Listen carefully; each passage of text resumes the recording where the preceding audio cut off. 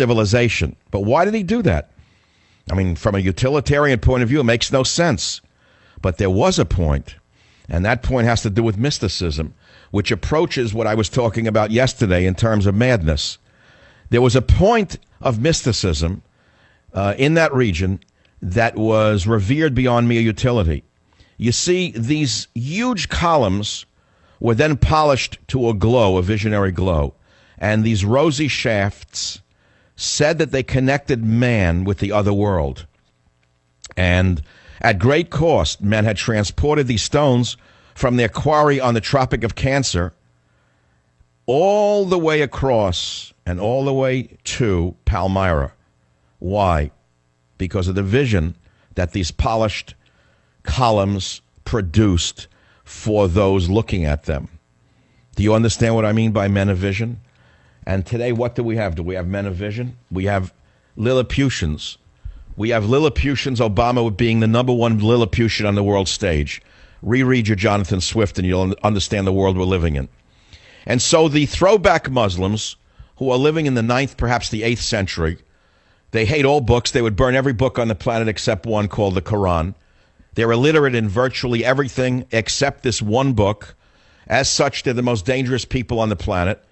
And yet the Lilliputians who are running the Western world are letting them rage across the Middle East, destroying antiquities, as I just said, kidnapping and enslaving and raping young girls, which should break your heart. Do you understand what I'm saying to you? Why I called you the new Germans?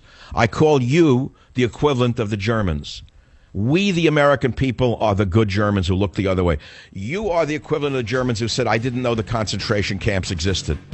You are the Germans who said, I didn't know anything about it. Why, had I known something about it, I would have done something. Well, now you know about it. You are permitting the bloodshed. You are permitting the destruction of these antiquities. You, the voter of Obama. You, the supporter of the Republican Party. You are the good Germans. Join the Savage Nation. Call now, 855-400-SAVAGE, 855-400-7282. Savage.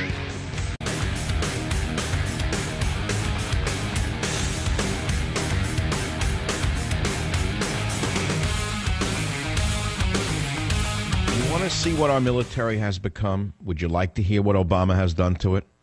A married Army general today introduced his spouse at a Pentagon event that featured top brass, including Defense Secretary Ashton Carter. But what made this introduction noteworthy is that so-called Brigadier General Randy S. Taylor introduced his husband, Lucas. He said, my husband, Lucas, is sitting up front here, said General Taylor, of the man in the same row as Ashton Carter, Army Secretary John McHugh. So this is the world we're living in. This is what Obama has done to America. This is what he's done to our military. A general now, introduces his husband at an event like this. Do you have any idea why ISIS is insane as they are? Do you have any idea that you're looking at two sides of a coin here? You see a 9th century view of the world from the point of view of ISIS, and you see a view of the world that is so warped and so accepted in America as the norm that most people's heads are spinning around the world, not understanding how a superpower became a stupid power in one generation. The panel discussion featured a gay Marine officer, a so-called gay Army sergeant, a so-called lesbian chaplain, and a so-called transgender, who is director of the Army's Office of Energy Initiatives. And you have ISIS on the other side throwing homosexuals off roofs. This is the world you're living in, a world of total insanity, a world of opposites. All four introduced their wives and husbands. Well, that's equal rights, isn't it? That's equal rights. It's not a matter of winning wars. I mean, you don't have a military to win a war. You have a military in order to make it look like a college campus, to make everyone feel equal. Don't worry about winning a war. Don't worry about firing a rocket. Don't worry about driving a tank. Don't worry about sailing a ship. Don't worry about flying a fighter jet. Just make sure that everybody feels that they're a military man or woman. So I think I'm going to stop this right now because I'm actually getting a migraine. That's a pride event. Kicked off with the national anthem, sung by the Rock Creek Singers or with the Gay Men's Chorus. This is the new military under Barack Obama. This is your military.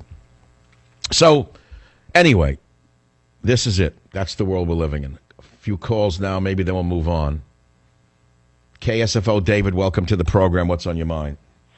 Hey, Michael, thanks for taking my call. I disagree with you on the analogy or the example of the American people being like the Germans. We have the advantage of the super information highway. We're seeing this live time. The Germans didn't have that.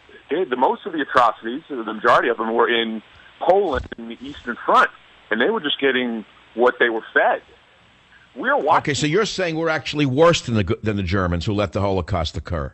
We're watching this live time.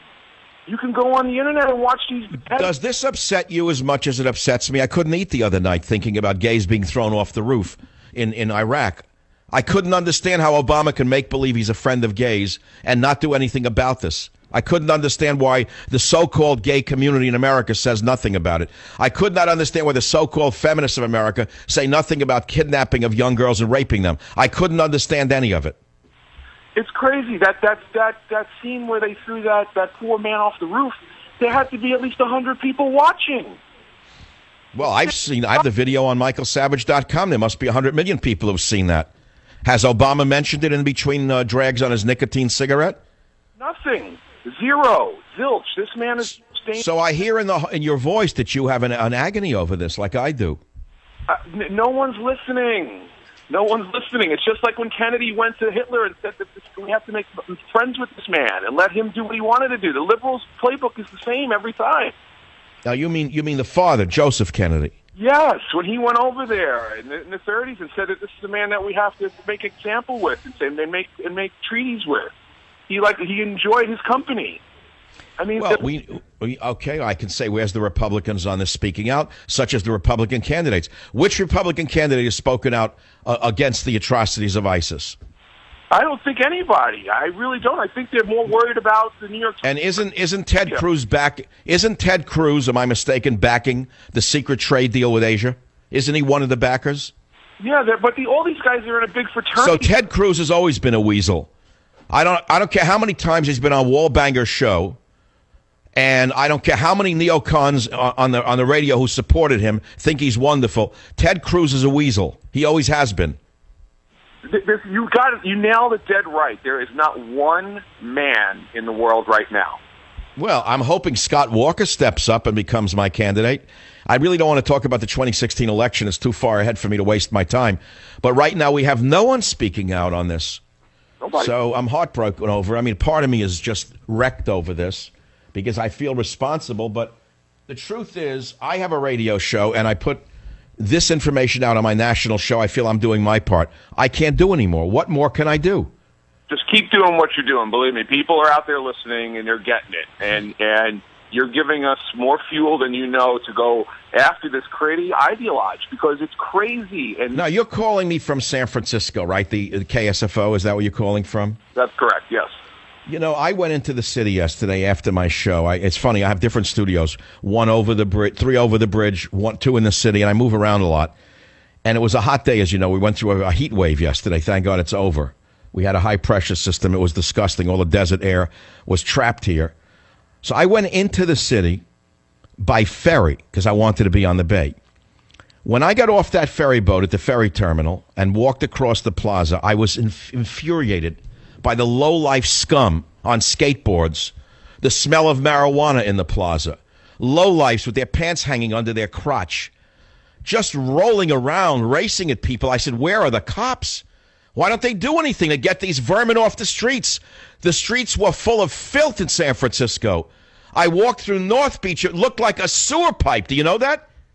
Yeah, I was there yesterday, too. I saw this. The city is a sewer pipe under this corrupt Democrat machine that Willie Brown has created and Dianne Feinstein has created and Nancy Pelosi has created. They are vandals who have desecrated this fine city. They have desecrated this city with their so-called liberalism.